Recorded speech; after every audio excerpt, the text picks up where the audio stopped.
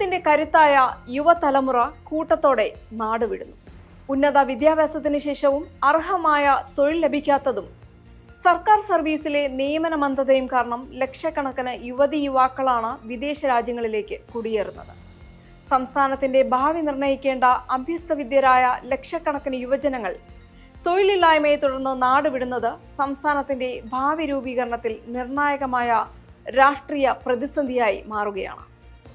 ഈ അവസരത്തിൽ പുതുതലമുറയുടെ ഈ മഹാപലായനം ഉയർത്തുന്ന പ്രധാന വെല്ലുവിളികൾ എന്തൊക്കെയാണെന്ന് നോക്കാം. ദേശീയ ശരാശരിയേക്കാൾ ഉയർന്ന തൊഴിലില്ലായ്മ നിരക്കാണ് കേരളത്തിലുള്ളതെന്ന് സമീപകാല കണക്കുകൾ സൂചിപ്പിക്കുന്നു.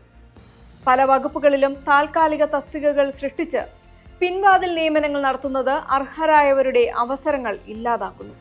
അതുപോലെ കേരളത്തിലെ ലക്ഷക്കണക്കിന് ഉദ്യോഗാർത്ഥികളുടെ ഏക പ്രതീക്ഷയായ PSC റാങ്ക് ലിസ്റ്റുകൾ നിയമനം നടത്താതെ റദ്ദാക്കുന്നതും നിയമനങ്ങൾ മന്ദഗതിയിലായതും അർഹരായവരുടെ അവസരങ്ങൾ ഇല്ലാതാക്കുന്നത് ഉദ്യോഗാർത്ഥികളിൽ കടുത്ത അമർഷത്തിന് കാരണമായിട്ടുണ്ട്.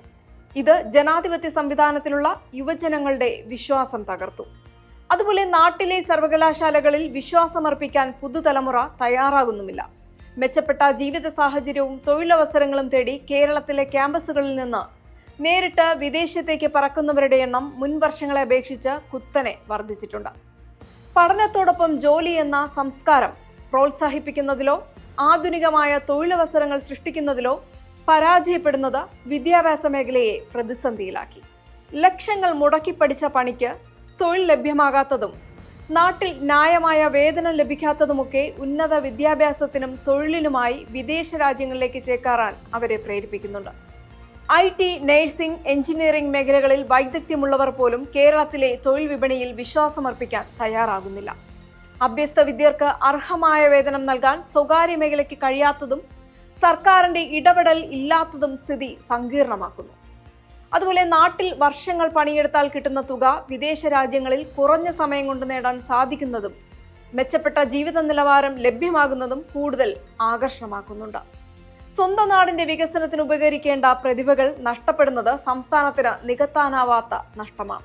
കേരളത്തിലെ രാഷ്ട്രീയ പ്രസ്ഥാനങ്ങളുടെ നട്ടെല്ലായ യുവജന സംഘടനകളിൽ പ്രവർത്തകരുടെ കുറവ് അനുഭവപ്പെടുന്നതിൽ യുവതലമുറയുടെ കൊഴിഞ്ഞുപോക്ക് ഒരു കാരണമായിട്ടുണ്ട്.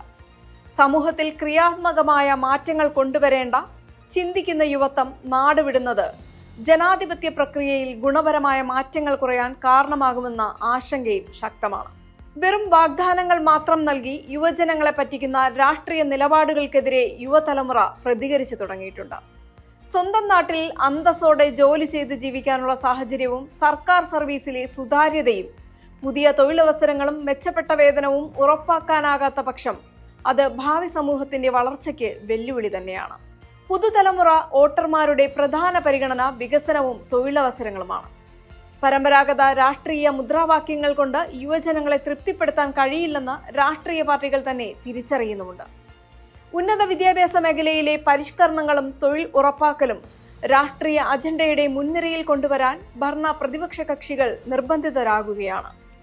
വാഗ്ദാനങ്ങൾക്കപ്പുറം തൊഴിൽ സുരക്ഷയും സുതാര്യമായ നിയമന രീതികളും ഉറപ്പാക്കാത്ത പക്ഷം കേരളം നിശബ്ദമായ ഒരു തകർച്ചയെയാകും അഭിമുഖീകരിക്കുക.